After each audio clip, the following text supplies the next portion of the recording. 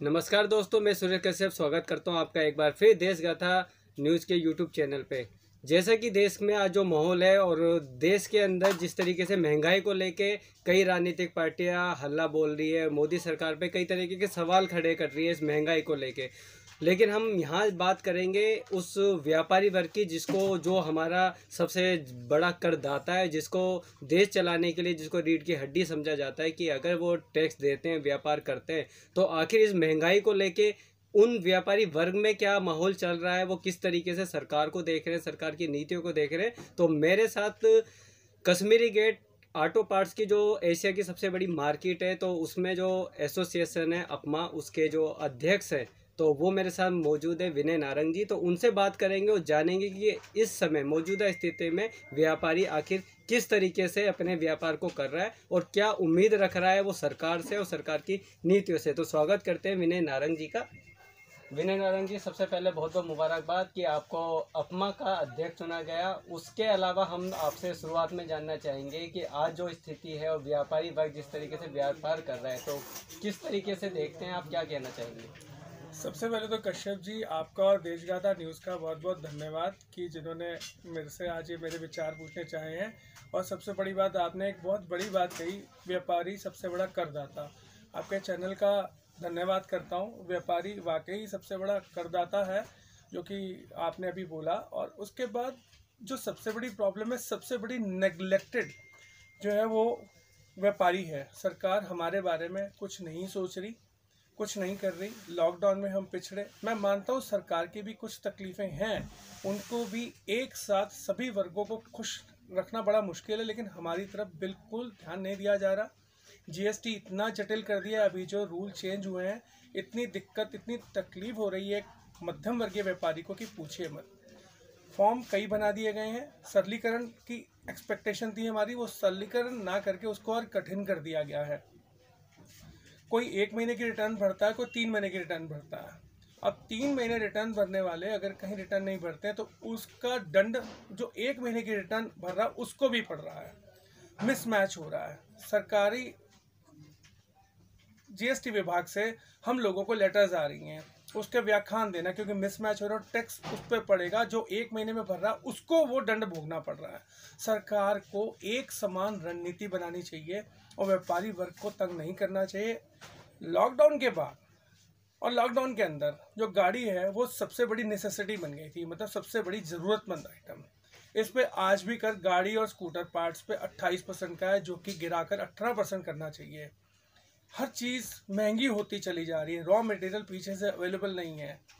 हमारे पास लोहा एक 25-30% बढ़ गया, प्लास्टिक करीबन 50% बढ़ गया, और अब जो पेट्रोल डीजल की कीमत बढ़ रही है, इससे और ज़्यादा कीमतों में उछाल आ जाएगा।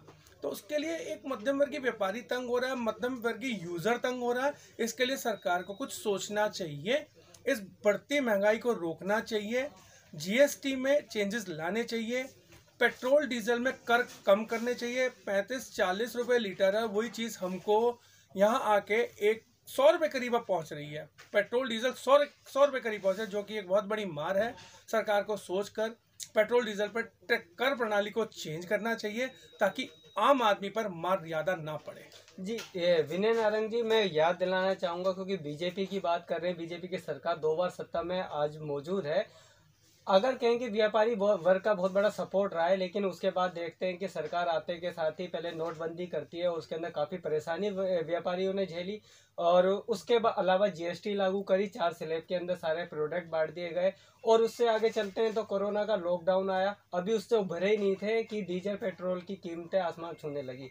किस स्थिति में मान रहे हैं आज आप व्यापारी को, क्योंकि बहुत परेशानी में है देश की जनता भी और व्यापारी भी? व्यापारी बहुत बुरी तरह प्रताड़ित है। सरकार ज़्यादा ध्यान हमारी तरफ नहीं दे पा रही है। पेट्रोल डीजल प्राइस बढ़ने से महंगाई एकदम चरम पकड़ेगी और एकदम सभी चीज़ें महंगी होगी। जो मोटर पार्ट्स, जो ऑटो पार्ट्स यूज़ होते हैं, आपकी गाड़ियों में लगते हैं, वो सारे पेट्रोल डीजल से बने होते हैं। प्लास्टिक, पीवीसी, इनमें तो पेट्रोल का पूरा योगदान रहता है। जब पेट्रोल महंगा होगा तो क्या चीज़ सस्ती रहेगी? सभी चीज़ महंगी होगी। सरकार को पेट्रोल डीजल के प्राइस में कुछ ना कुछ कर प्रणाली में चेंज लाना चाहिए। कुछ जीएसटी इसमें से अब्जॉर्ब करनी चाहिए, भले वो स्टेट करे, भले वो सेंटर करे, लेकिन किसी भी तरीके से पेट्रोल डीजल की प्राइस, जो कीमतें जो आसमान छू रही हैं, ये डाउन आनी चाहिए, तभी हम लोगों को फ़ायदा रहेगा। नहीं तो ये महंगाई बढ़ती जाएगी, जो कमर पहले से टूटी है वो और टूटेगी।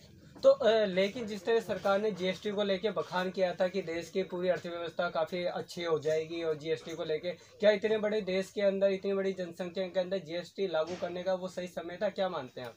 नहीं, जीएसटी लागू किया, शुरू में हम लोगों ने वेलकम किया। ये जो अब फिलहाल जो चेंजेस हुए ये गलत है।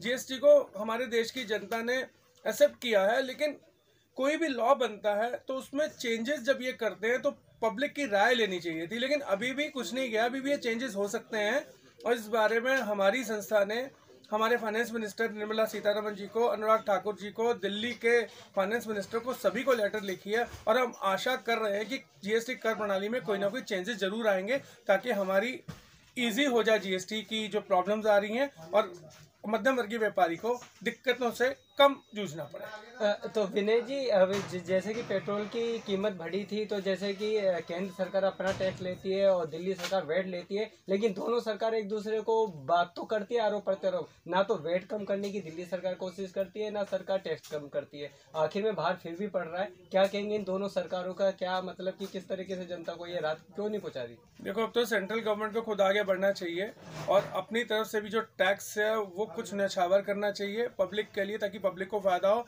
और स्टेट गवर्नमेंट के लिए भी रूल बनाना चाहिए कि कुछ % वो भी गिरें।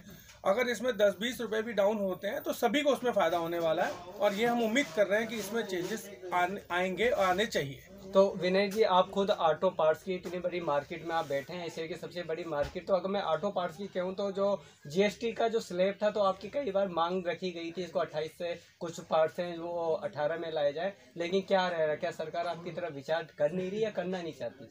देखो, जिस दिन से जीएसटी लगा उस दिन से ही हम 28% के खिलाफ थे। पहले दिन से हमारी लड़ाई चल रही है। कई जगह हम ये मांग कर चुके हैं, मिनिस्टर्स को कई बार लेटर्स लिख चुके हैं, 1-2 बार भेंट भी हो चुकी है, लेकिन कोई हमारी तरफ नहीं केयर कर रहे। वो अब इनको करनी चाहिए, ये नेसेसिटी आइटम बन चुकी है। आप देखिए, मेट्रो चालू कर चुके हैं हर स्टेट में, तो भी इस समय अपनी गाड़ी, अपने स्कूटर की मांग याद है, क्योंकि लोग रिस्क नहीं लेना चाहते जब वो नेसेसिटी आइटम बन चुकी है। गाड़ी एक बहुत नेसेसिटी आइटम है, 2 व्हीलर तो उससे भी नेसेसिटी आइटम है। इनमें चेंजेस इनको लाने चाहिए जीएसटी में, और सरकार को इजाफा ही होगा, क्योंकि उसमें क्या सेल और बढ़ेगी। तो इसलिए, और सेल बड़ी भी है, सरकार को टैक्स मिल रहा है, थोड़ा सा सरकार इसको परसेंटेज को डाउन करे, और इसमें हम लोगों को फायदा होगा। सरकार में मैं नहीं समझता कि कोई कलेक्शन में कोई दिक्कत आएगी। तो विनय जी, क्योंकि आप अध्यक्ष चुने गए हैं अपमा में, तो कहीं ना कहीं मैं कश्मीरी गेट मार्केट के बारे में भी आपसे जानना चाहूँगा, क्योंकि यहाँ भी बहुत समस्या है। आपको व्यापार भी देखना है, आपको सरकार की नीतियाँ भी समझनी है, उसके अलावा जो यहाँ की समस्या है कश्मीरी गेट मार्केट की, जो सबसे बड़ी पार्किंग को लेकर है, तो क्या कहना चाहेंगे? क्या इस ओर भी आपकी संस्था काम कर रही है? क्या सरकार की तरफ कोई पॉलिसी है या कोई सुझाव है आपके पास जो आप देना चाहेंगे पार्किंग के विषय में? देखिए, पुरानी दिल्ली 6 की ये मार्केट है, इनमें पार्किंग की प्रॉब्लम तो पहले दिन से है।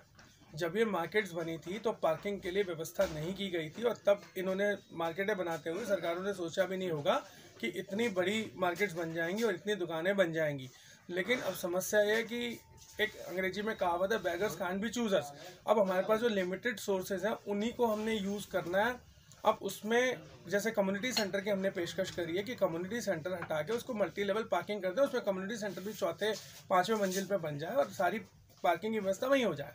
अब सरकार ने ये लेटर आगे तो पहुंचाई है, हमने काउंसलर को बोला, काउंसलर ने लेटर आगे पहुंचाई है। अब उस पर कब एक्शन होता है वो भगवान जानता है, लेकिन मैं ये समझता हूँ कि ये कम्युनिटी सेंटर्स को ख़त्म करके, फिलहाल उन बिल्डिंग्स को ख़त्म करके जो कि इतनी जगह घेरी हुई हैं, वो ही पार्किंग की व्यवस्था में तब्दील हो सकती हैं। उसके अलावा एक सबसे बड़ा विषय जो है वो टॉयलेट्स का।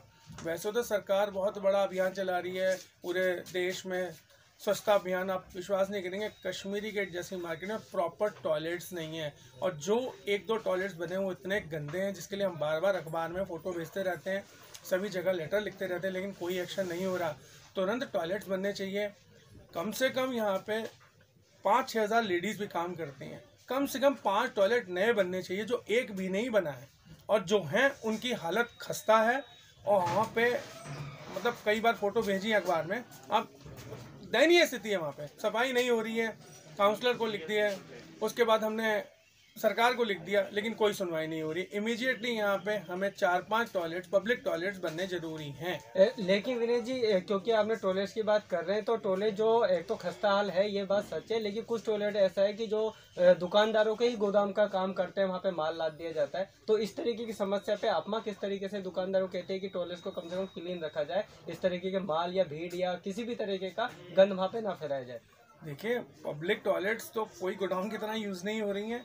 पब्लिक टॉयलेट्स ही हालत उनकी खस्ता है। हाँ, अगर उनके आगे माल वाल उतरता है, क्योंकि जगह कम है, तो माल उतरना तो लाजमी है। टॉयलेट्स के आगे अगर उतर, अगर किसी की दुकान उसके पास ही है। लेकिन मैं नहीं समझता ये वाला जो आपने अभी बात कही है ये जायज़ है।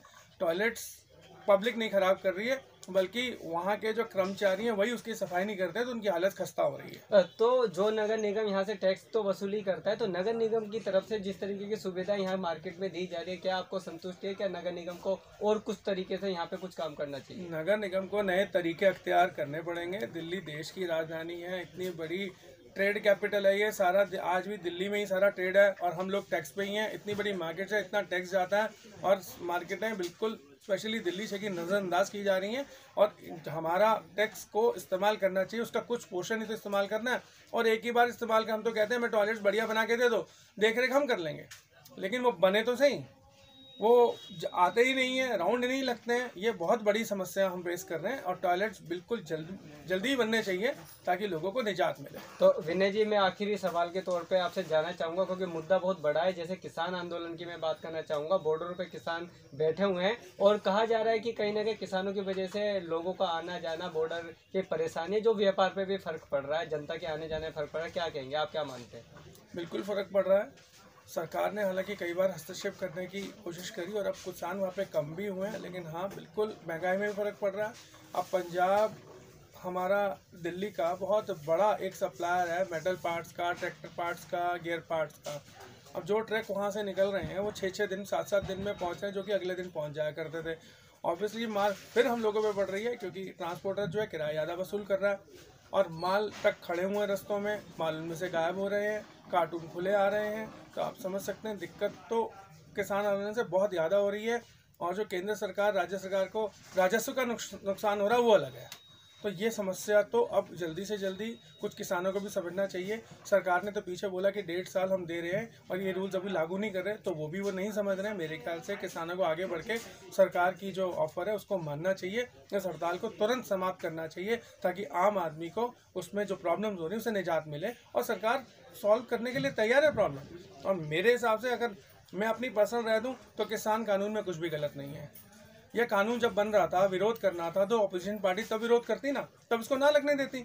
आज वही अपोजिशन पार्टी जो ये कानून पहले लाना चाहती थी, जब वो पावर में थी, उसका विरोध कर रही है। तो प्योर राजनीति हो रही है इसमें। लेकिन मैं नहीं समझता कि सरकार इसमें कोई बहुत ज़्यादा गलत है।